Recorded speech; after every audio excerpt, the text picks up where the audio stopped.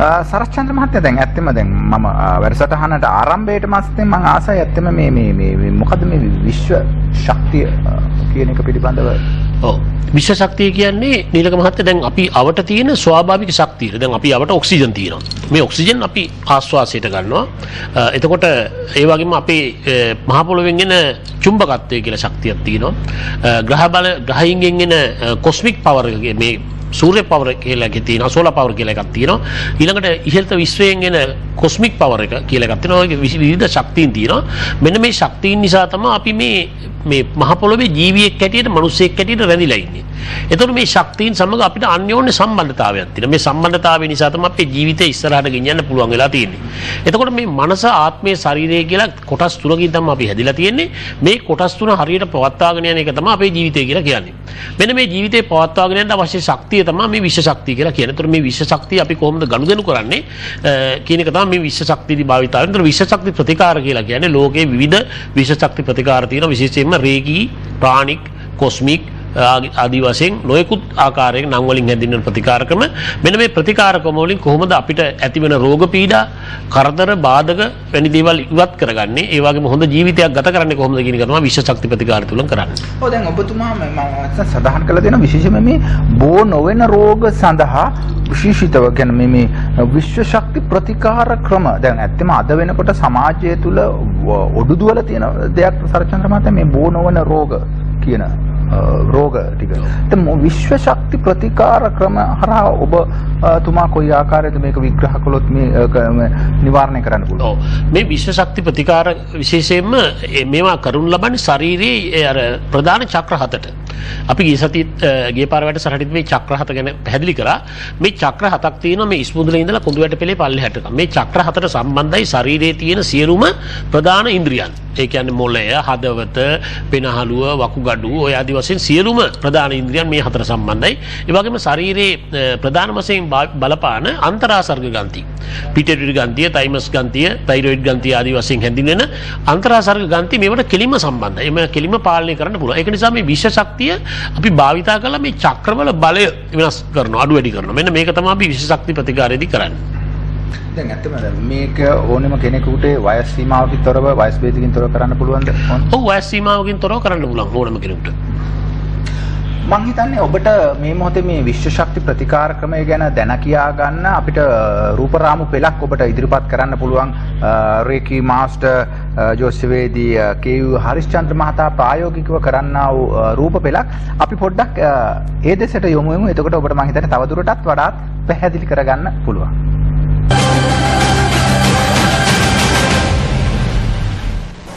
Reiki ප්‍රතිකාර ක්‍රමය. ජපානයේදී උපත ලද මෙම ක්‍රමය අද වන විට ඇමරිකාව ඇතුළු බටහිර රටවල් වල ඉතාමත් ප්‍රචලිතව පවතිනවා. මෙම රේකී ප්‍රතිකාර ක්‍රමයේදී ට්‍රාන්ස්පර්සනල් හීලිං හෙවත් ස්පිරිචුවල් හීලිං යන ක්‍රමයයි භාවිතා වෙන්නේ. නවීන භෞතික විද්‍යාවේ ක්වොන්ටම් භෞතික විද්‍යාවට අනුව එහි නියමයන්ට අනුවයි මෙහි ප්‍රතිකාර ක්‍රමය කරනු ලබන්නේ. මෙම රේකී ප්‍රතිකාර ක්‍රමයේදී කිසිදු බෙහෙතක්, ශල්‍ය කර්මයක් හෝ චිකිත්සාවක් කරනු ලබන්නේ නැහැ. නමුත් මෙහිදී විශ්ව ශක්තිය උපයෝගී කරගනු ලබනවා.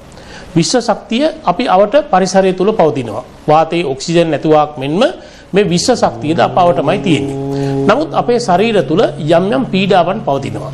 අපේ ශරීරය තුල තියෙනවා චක්‍ර හතක් එවත් පාලන චක්‍ර හතක්.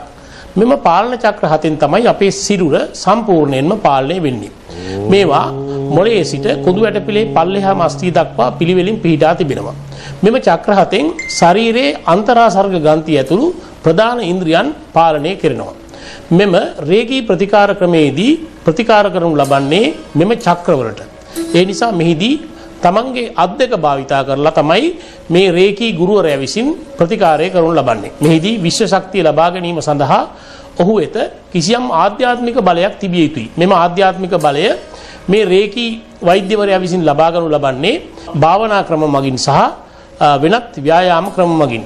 මේ අනුව තමා වෙත නතු කරගත් ඒ ශක්තිය තවත් අයෙකු වෙත සම්ප්‍රේෂණය කිරීමයි රේකී ප්‍රතිකාර ක්‍රමයේදී කරනු ලබන්නේ. සඳස්සෝරා සහ නැචරල් හීලිං ආයතනයේ මගින් ඔබ වෙත මෙම සේවාව නොමිලේ සපයනු ලබනවා. මෙම ප්‍රතිකාර ක්‍රමය හුදු ලෙඩ රෝග සඳහා පමණක් නොවේ, මිනිසුන්ට ඇතිවන මනස, ආත්මය, ශරීරය යන ත්‍රිත්වයටම ප්‍රතිකාර සඳහායි මෙම රේකී ප්‍රතිකාර ක්‍රමය භාවිතා වෙන්නේ. එසේම ඔබගේ ජීවිතයේ ඇතිවන ප්‍රධාන ගැටලු වලටත් විසඳුම් ලබා ගැනීමේ හැකියාව රේකී ප්‍රතිකාර ක්‍රමය තුල තියෙනවා. ඒ වගේම ඔබගේ නිවාසවල ඇතිවන වාස්තු දෝෂ වැනි දේවල් වලටත් ඒ වගේම අමනුෂ්‍ය බලපෑම් වලට පවා ප්‍රතිකාර කිරීමේ හැකියාව රේකී ප්‍රතිකාර ක්‍රමය තුල තියෙනවා. රේකී ප්‍රතිකාර ක්‍රමය තුල අන්තර්ජාලය තුල ඔබට පරීක්ෂා කර බලන්න පුළුවන් රේකී යන නම දාලා කොච්චර දුරට මේක ලෝකේ පුරා ප්‍රචලිතව පවතිනවද කියලා. ඔබට පුළුවන් මෙම දුරකථන අංක වලින් මාව සම්බන්ධ කරගන්න. මම ज्योतिर्वेदी रेकी मास्टर KAU सरच्चंद्र.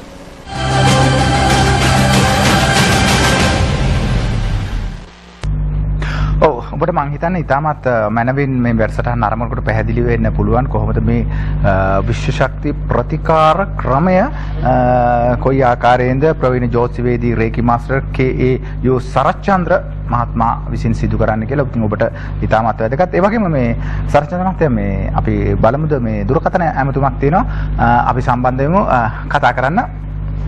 එළෝ මේ සරච්චන්ද්‍ර මහත්තයා මගේ මේ දරුවගේ කේන්දරේ බැලුවා ගිය සතියේ ඉස්සලා නැති මට පොඩ්ඩක් දැනගන්න ඕනේ මොකක්ද කරන්න ඕනේ කියලා. මොකද එයා බැඳලා නැහැ තාම. මේකයි දැන් ඔබ බලපු නිසා ඔබ මට පෞද්ගලිකව කතා කරන්න මෙතන වැඩ කරන්න කතා කරන්න එපා. ඔය පෞද්ගලික දුරකථනයට කතා කරලා ඉස්සරහ ගන්න. එළෝ පෞද්ගලික දුරකථනයට කතා කරලා විස්තර වැඩි විස්තර දැනගන්න. ඔව් මම හිතන්නේ ඔබට පුළුවන් ඔබ බලලා තියෙනවා නම් ඒ පිළිබඳව මෙතුමාගේ දුරකථන අංකයට කතා කරලා ඒ පිළිබඳව විස්තර දැනගන්න. මම හිතනවා ඒක තමයි වඩාමත් වැදගත් කියලා. ඒ නිසා ඔබට ඔබේ ගැටලු සඳහා පිළිතුරු ඒ ආකාරයෙන් KAU සරච්චන්ද්‍ර මහත්මයාගෙන් දැන කියා ගන්නට පුළුවන්කම තියෙනවා.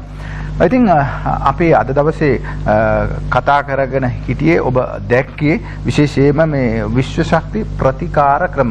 ඇත්තම දැන් මේ ප්‍රතිකාර ක්‍රම අද වෙනකොට මම හිතන්නේ ලෝකේ පුරා මම හිතන්නේ ලංකාව පුරාත් මම හිතන්නේ ඉතාමත් සාර්ථක ප්‍රතිඵලගෙන දෙන ප්‍රතිකාර ක්‍රමයක් බවට අපිට පිළිගන්න වෙලා තියෙනවා. ඔව් ඇත්තම කියනවා මේ ප්‍රතිකාර දැන් අනිත් ප්‍රතිකාර වගේම තමයි 100%ක්ම සනීප වෙනවා කියලා කියන්න බෑ. සමහර අයට මේක හරියන්නේ නැති වෙලාවලුත් තියෙනවා. නමුත් ප්‍රතිශතයක් වශයෙන් ගත්තොත් 95ක් විතර මේක නිවැරදි හුඟක් වෙලාවට ප්‍රතිකාර කරලා ප්‍රතිඵල තියෙනවා. ඔව් ඒ නිසා ඔබට යම් කිසි ආකාරයකට මේ කියනා වූ විශේෂයෙන්ම මේ බෝල් නෝඩ රෝග පිළිබඳව ඔබට ගැටලුවක් තියෙනවා නම් මේ ප්‍රතිකාර සඳහා යොමු වෙන්න පුළුවන්. මම ඔබට සඳහන් කරන්නම් දුරකථන අංකයන් ලිපිනයන් ඒ වගේම ශාඛාවන් මෙන්න මේ ආකාරයයි. සඳත් ඕරාසා ස්වභාවික ප්‍රතිකාර මධ්‍යස්ථානය अंक 660C දෙවන සුබූතිපුර අතුරු මාවත සුබූතිපුර බත්තර මුල්ල. ඒ වගේම ශාඛා තියෙනවා මතක තියාගන්න. කුරුණෑගල තියෙනවා, ගාල්ල තියෙනවා සහ ගම්පහ කියන ප්‍රදේශවල තියෙනවා. මේවට දිනය කාලය වෙන් කරගන්න පුළුවන් කතා බහ කරලා මම දුරකථන අංක මේ ආකාරයෙන් දිස්වේවි. ඒ වගේම මම කිව්වොත් 071 622 42 09. ඒ වගේම 071 188යි 26යි 61. ඒ වගේම Facebook එකට ඔබට යන්න පුළුවන්. ගිහලා සර්ච් කරලා බලන්න පුළුවන් සඳස් ඕරා. ඒ වගේම තමයි YouTube channel එක තියෙනවා විශ්ව ශක්ති. ඉතින් මේ කියන සියලු ආකාරයෙන් ඔබට සියලු කාරණා විමසා බලා දැන කියා ගන්නට හැකියාවක් තියෙනවා. ඉතින් තවත් දුරකථන ඇමතුමක් තියෙනවා. අපි පොඩ්ඩක් සම්බන්ධ වෙමු. ඔව් කතා කරන්න බලන්න. මම යක්තලින් ප්‍රියංකා කතා කරන්නේ. ඔව් මට දැනගන්න ඕන මගේ විවාහය සිදු නොවුනේ ඇයි කියලා. ඔව් උපන්දිනේ කියන්නකෝ. 1969 4/22 වෙලාව දවල් 1:30ට මාතරදී. දවල් 1:30ට මාතරදී. ඔබ ඇවිල්ලා කටකලක් නේද? ඔව් සර්. හරි. අපි බලමු මොකද විවාහය සිද්ධ නොවුනේ කියලා. ඔබගේ විවාහය සිද්ධ නොවෙන්න ප්‍රධාන කාරණය තමයි ඔබගේ සිකුරු ගහයා තදබල පාපියෙක් අසුබෙක් වෙලා ඉන්න එක. ඒ කියන්නේ 22 වෙනි දෙරකානාධිපති 64 වෙනි නවාංශකාධිපති වෙලා ඉන්නවා මේ සෙත් සිකුරු ගහයා. මෙන්න මෙහෙම තියෙනකොට හුඟක් වෙලාවට විවාහයක් කරගන්න බැරුව යනවා.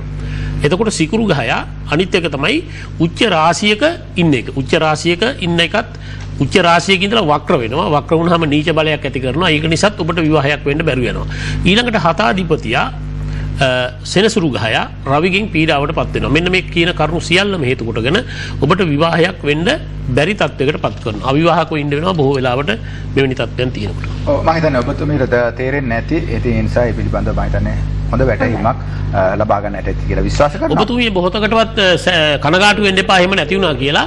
ඔබට විවාහයක් නොවුනත් ඔබට යම් මට්ටමක ආධ්‍යාත්මික දියුණුවක් තියෙනවා. මම හිතන්නේ ඒක ඔබේ හිත තුළ තබාගෙන ඔබට ජීවිතේ ඉදිරිය ගෙනියන්නට පුළුවන්කම තියෙනවා. සරච්චන්ද්‍ර මහත්තයා මම හිතන්නේ අද දවසේ අපි මාතෘකාව හැටියට ගත්තේ මේ අධ්‍යාපනය පිළිබඳව. ඇත්තම දැන් අධ්‍යාපනයේ තමයි ජීවිතේ ඕනි පවුලක් පන්සලක් වෙන මූලික තැන දෙන්නේ. ඇත්තම දැන් මේකෙදි මූලිකවම මේ කේන්ද්‍රය බලා දරුවන්ගේ අධ්‍යාපනය කොහොමද කියලා කියන්න පුළුවන්කමක් හැකියාවක් තියෙනවද? ඔව් නීලක මහත්තයා දැන් මේ කේන්ද්‍රයක් බලලා ප්‍රධාන වශයෙන් කරගන්න පුළුවන් වැඩ කීපයක් තියෙනවා. එකක් තමයි අපි ගිය සතියේ කතා කරපු විවාහය ගැන. අනිත් එක තමයි අධ්‍යාපනය ගැන. විවාහයේ අධ්‍යාපනය රැකියාව ඔය ආදි වශයෙන් ප්‍රධාන වැඩ කොටස් කීපයක් තියෙනවා. ඒ අතරින් අධ්‍යාපනයට ලැබෙන්නේ ප්‍රධානම තැනක්. විවාහයට වගේම ප්‍රධානම තැන. ඒ කියන්නේ කේන්දරේ බොහොම පැහැදිලිව සටහන් වෙනවා මේ පුද්ගලයාගේ අධ්‍යාපන තත්ත්වය. ඒ කියන්නේ ඒ පුද්ගලයාගේ බුද්ධි මට්ටම. කොටින්ම කියනවා. බුද්ධිය අනුනේ අධ්‍යාපනය හැදෙන්නේ. එතකොට කේන්දරේ පස්වෙනි කොටුව කියලා කියන්නේ පස්වැන්න කියලා කියන්නේ අධ්‍යාපනය ගැන කියවෙන ස්ථානයේ මූලික අධ්‍යාපනය ගැන.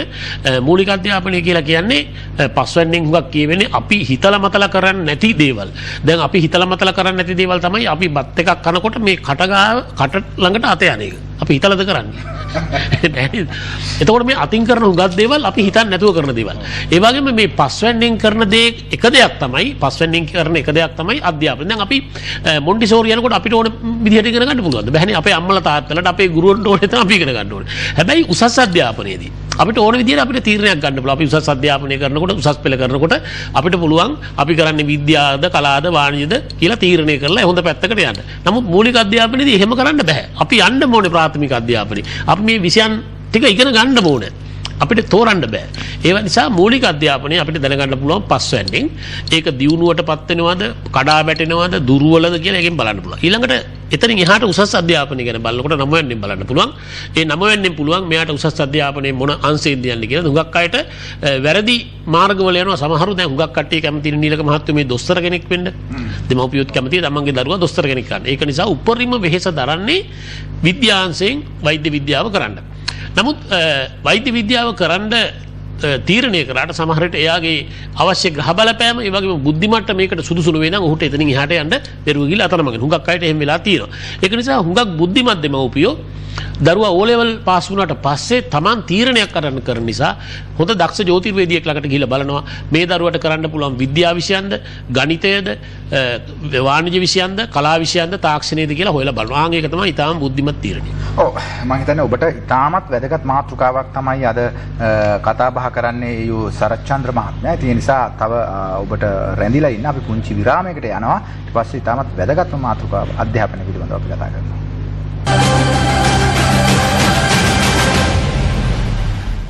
ඕරා පරීක්ෂාව හා රේකී ප්‍රතිකාරය දැන් බත්තරමුල්ල නගරයේදී ඔබට සිදු කරගත හැකි. දැන්ම අමතන්න දුරකථන අංක 0.716 224 209 හෝ 0.711 882 661.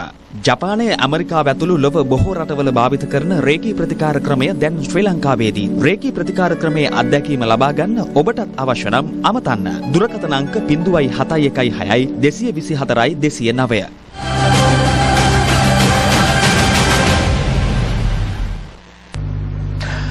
විරාමෙන් පස්සේ අපි නැවතත් සූදානම් ඔබට අපි කතා බහ කරගෙන හිටියේ අධ්‍යාපනය පිළිබඳව ප්‍රවීණ ජ්‍යොතිර්වේදී රේකී මාස්ටර් KAU සරච්චන්ද්‍ර මහත්මයාත් එක්ක. ඒ නිසා අද දවසේ අපි කතා කරන්නේ අධ්‍යාපනය පිළිබඳව. අධ්‍යාපනයේදී ගොඩක් දෙනෙක්ගේ මේ ජීවිතයේ තියෙන කඩයිමක් තමයි ශිෂ්‍යත්වය.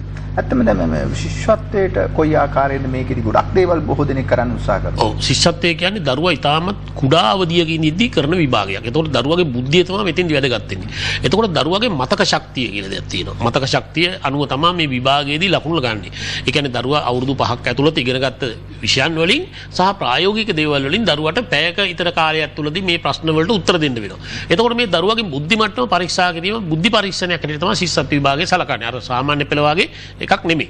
එතකොට මෙතෙන්දී විශේෂයෙන්ම දෙමව්පියෝ සැලකිලිමත් වෙන්න ඕන ඔබගේ දරුවගේ බුද්ධි මට්ටම කොච්චරද දැනගන්න ඕනේ. එතකොට සාමාන්‍යයෙන් අපි දන්නේ අපි කරන පරීක්ෂණය තමයි ළමයා ගණිතයට කීයක් ගන්නවද ලකුණු 80ක් ගන්නවා නම් අපි කියනවා හොඳයි. 40ක් ගන්න නම් අපි කියනවා දුර්වලයි කියලා. එතකොට ඒ වුණාට ඔච්චර දක්ෂ දරුවෙක් පවා විභාගයට ලියන අවස්ථාවේදී ඒ දරුවගේ බුද්ධි මට්ටම පල්ලෙහාටලා මානසික පීඩනයකට ඇති වෙන්න පුළුවන්. සමහර ප්‍රශ්න පත්‍රය අතර ගත්තාම දරුවා එකපාරට වික්ෂිප්ත වෙලා මේ ලියන එක නතර වෙන්නත් පුළුවන්. එහෙම දරුවෝ ෆේල් වෙන අවස්ථාවලුත් දැකලා තියෙනවා. ඒක නිසා අපි මෙතෙන්දී කරන්න ඕනේ දරුවාගේ මතක ශක්තිය අලුත් කරන. දැන් මේවට ජ්‍යොතිෂය අනුව පිළියම් තියෙන. ඒ වගේම අපි ඔය කරන විශ්ව ශක්ති ප්‍රතිකාර වල තියෙන මේ මෙතන තියෙන third eye කියලා එකක්. මේ තෙවෙනි අස කියලා එකක්. මේ තෙවෙනි අස දුර්වල අයට ඒ මතක ශක්තිය දුර්වලයි ඒගොල්ලන්ගේ. බුද්ධි මට්ටම අඩුයි. ඒක නිසා අපි කරන ස්වාභාවික ප්‍රතිකාර වලදී අපි මේ තෙවෙනි ඇස මේ සුද්ධ කරනවා. සුද්ධ කරලා ඒක බලවත් කරනවා. ඒකට පොඩි පොඩි ක්‍රියාකාරකම් ව්‍යායාම වගේ දේවල් තියෙනවා. ඒ වගේම පුළුවන් ඒ පුඩාම දරුවන්ගේ පවා ඒ ඉගෙනීම් තත්ත්වය වැඩි කරන්න. ඔව්. අධ්‍යාපනය පිළිබඳව කතා බහ කර ඉන්නේ අපි තවත් එක දුරකථන ඇමතුමක් තියෙනවා. ඔව් කියන්න ඔබ කොහෙන්ද කතා කරන්නේ? ආයුවන් මහත්තයා මම පේරාදෙණියෙන් ජීවත්ටි කතා කරන්නේ. ඔව්. කතා මහත්තයාගේ මේ පුතාගේ කේන්දරේ බලාගන්න පුළුවන්ද? උපන් දිනේ කියන්නකො දරුවගේ? මේ උපන් වෙලාව උපන් වර්ෂයේ 2010 අප්‍රේල් 7. ඔව් වෙලාව? වෙලාව 6:44. උදේද හවසද? මේ පෙරවරු 6:44 මහත්තයා. 48ද? 44. 44. දරුවා මේසලක් නෙනේ? ඔව් මහත්තයා මේසලක් නේ. පේරාදෙණිය ඉපදුනේ. ඔව්. පොඩ්ඩක්.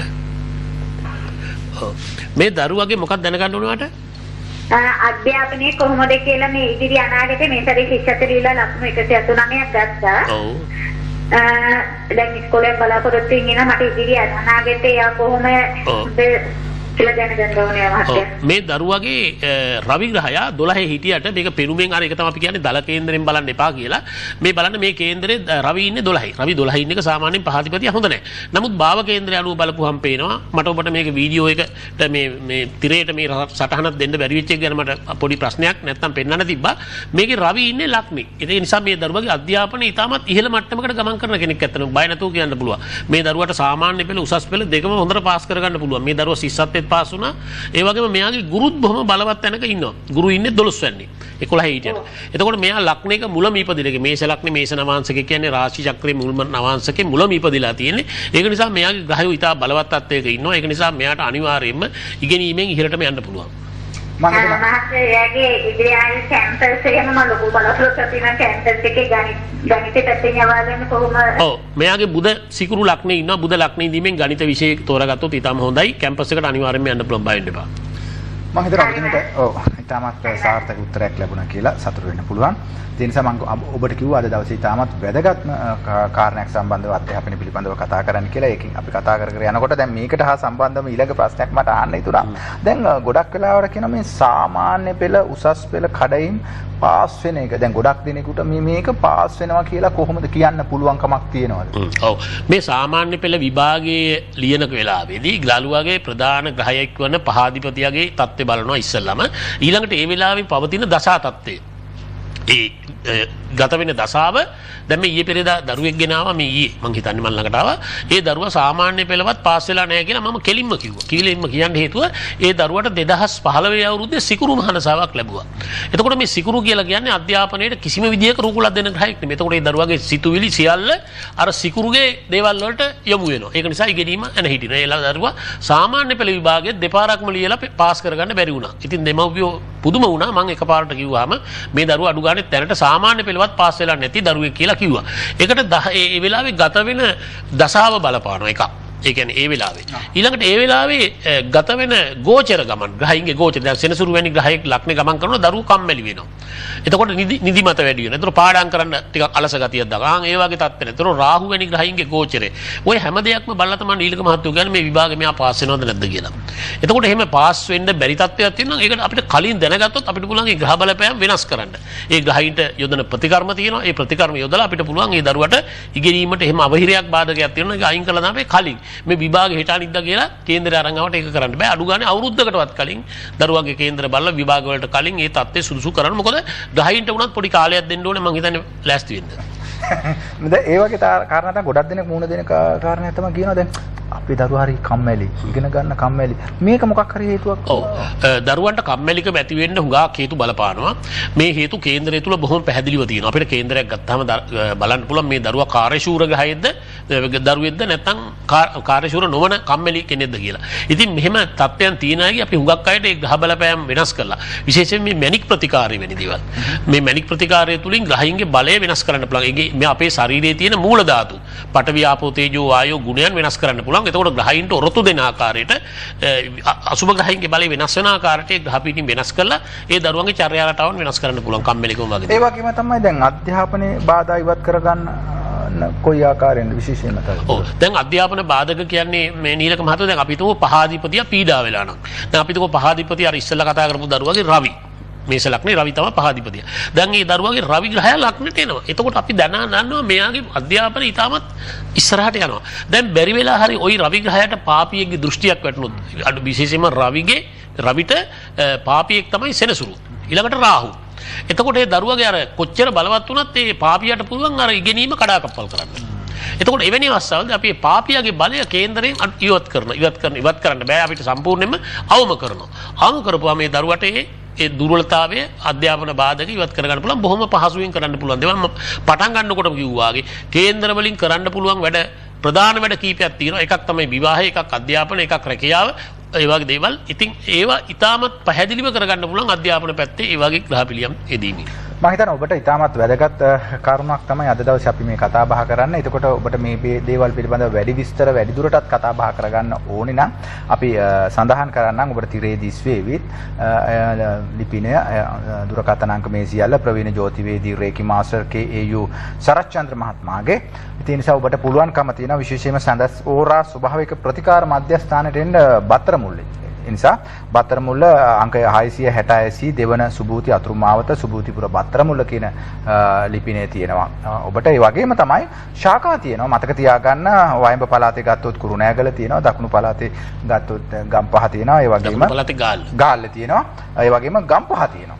ඒ නිසා ඔබට මේ කියන ප්‍රදේශවලදී ඔබට පුළුවන් මේ දුරකථන අංක වලට දිනයක් වෙන් කරලා ඒ අවශ්‍යතාවයේ අනුව මෙතුමන්ව ඒ ස්ථානවලදී මුණ ගැහෙන්න. ඒ නිසා දුරකථන අංක තියෙනවා 071 622 42 09. ඒ වගේම 071 188 26 61 තියෙනවා. ඒ වගේම තමයි ඔබට අන්තර්ජාලය හරහා සම්බන්ධ වෙන්න පුළුවන් දැන කියා ගන්න පුළුවන්. Facebook තියෙනවා සඳස් ඕරා. ඒ වගේම තමයි YouTube channel එක තියෙනවා විශ්ව ශක්ති. මෙන්න මේ කියන කාරණාත් එක්ක ඔබට සියලු දේවල් දැන කියා ගන්නට පුළුවන් කාල වේලාව වෙන් කරවා ගන්නට හැකියාවක් තියෙනවා. ඒ නිසා වැඩසටහන අවසන් කරන්න ඉන්නේ මට එක ප්‍රශ්නයක් තිබුණා. ඇත්තම විභාග පාස් කරන්න දෙවියන්ට පුළුවන්ද කියලා? ඔව් විභාග පාස් කරන්න කිසිම දෙවියෙකුට බෑ. ඒක නිසා තමුන් තමයි විභාග ලියන්න ඕනේ. ඒ වගේම තමයි දරුවගේ ඉගෙනීමේ හැකියාව වර්ධනය නොකර කොච්චර යන්ත්‍ර සුර කරේ එල්ලුවත් විභාග පාස් කරන්න බෑ. ඒක නිසා යම් මට්ටමක ග්‍රහයින්ගේ බලපෑම් වෙනස් කරන්න පුළුවන් ප්‍රතිකාර කරනවා මිසක් පූජාවල් තියලා පූජා වට්ටි දීලා දෙවියන්ට අල්ලස් දීලා විභාග පාස් කරන්න බෑ. ඒ වගේම තමයි අපේ කියතු කාරණයක් තියෙනවා අපේ ඕරා පරීක්ෂාව ගැන. ඕරා පරීක්ෂාව කියලා කියන්නේ දැන් කේන්දරයක් බලලා අපිට අල්ලගන්න බැරි දේවල් ගොඩක් තියෙනවා. ඒ අල්ලගන්න බැරි දේවල් හුඟක් ඒවා අල්ලගන්න පුළුවන් එක ක්‍රමයක් තමයි ඕරා පරීක්ෂාව. ඒතකොට අපි ගාව තියෙනවා නවීනතම ත්‍රිමාන ඕරා යන්ත්‍ර. ඒ වගේම පුළුවන් කෙනෙක්ගේ ඕරාව පරීක්ෂා කරන්න. ඕරාව කියලා කියන්නේ අපේ ශරීරයේ වටේ තියෙන බල ශක්ති කදම්බයක්. මේක අපිට දුර්වල වුණාම තමයි ලෙඩ රෝග හැදෙන්නේ, දියුණුව අඩු වෙන්නේ, අධ්‍යාපනය අඩාල වෙන්නේ, හුඟක් තත්ත්වයේ පල්ලෙහාට වැටෙන්නේ ඕරාව දුර්වල වුණාම. ඒ ඕරාව බලවත් කරගන්න පුළුවන් ඕරා පරීක්ෂණයක් කරලා විතරයි. ඒතකොට ඕරා පරීක්ෂණයක් කරලා ඔබට පුළුවන් ඔබේ ඕරාව ශක්තිමත් කරගන්න. ඔව් ඒ නිසා ඔබට මම හිතනවා මේ කියන සියලුම ප්‍රතිකාරකම පිළිබඳව ඔබට දැන ගියා ගන්න ඔබේ තියෙනා වූ රෝග නිදානයන් හඳුනාගෙන ඊට ප්‍රතිකාර කරගන්න පුළුවන් නවීන ක්‍රම මේ සරත් චන්ද්‍ර මහත්මයා ප්‍රකාශ කරන පරිදි ඔබට ඇවිල්ලා කාලයක් වෙන් කරගෙන ඒ ස්ථානවලදී ඒ සියලු දේවල් निराකරණය කරගන්නට හැකියාවක් තියෙනවා. විශේෂයෙන්ම කේන්ද්‍රය ඕරාව විශ්ව ශක්තිය මේ කියන ත්‍රිත්වය ඉතාමත් මනාව පැහැදිලිව ඒ පිළිබඳව හසල අත්දැකීම් එක්ක මෙතුමන් එක්ක ඔබට සම්බන්ධ වෙලා ඔබේ සියලු කරුණු ගැටලු निराකරණය කරගන්න හැකියාවක් තියෙනවා. ඒ නිසා තමයි අපි සෑම සතියකම මේ ආකාරයෙන් ඔබට මේ වැඩසටහන තුළදී ඔබේ ජීවිතයට යම්කිසි වැඩදායි ආකාරයට ඔබව සුවපත් කරන්න මේ වැඩසටහන ප්‍රවීණ ජ්‍යොතිවේදී රේකි මාස්ටර් KAU සරච්චන්ද්‍ර මාත් එක්ක සෑම සතියකම ගෙනෙන. ඉතින් අද දවසෙත් අපි මේ පිළිබඳව කතා කළා. අපිට පුළුවන්කම දෙනවා ලබන බ්‍රහස්පතින්දාත් මේ ආකාරයෙන්ම සජීවීව ඔබට සම්බන්ධ වෙන්න. අදට ඔබට ගොඩක් ස්තුතියි. මම හිතනවා බොහෝ දෙනෙකුට බොහෝ දේවල් අපිට නිතින්ම කියන්න අද දවසෙත් පැමිණියාට ගොඩක් ස්තුතියි. අයිබෝන්. ඕරා පරීක්ෂාව හා රේකී ප්‍රතිකාරය දැන් බත්තරමුල්ල නගරයේදී ඔබට සිදු කර ගත හැකි. දැන්ම අමතන්න දුරකථන අංක 0.71 224 209 හෝ 0.711 882 661. ජපානය ඇමරිකාව ඇතුළු ලොව බොහෝ රටවල භාවිත කරන රේකී ප්‍රතිකාර ක්‍රමය දැන් ශ්‍රී ලංකාවේදී රේකී ප්‍රතිකාර ක්‍රමයේ අත්දැකීම ලබා ගන්න ඔබටත් අවශ්‍ය නම් අමතන්න දුරකථන අංක 0.716 224 209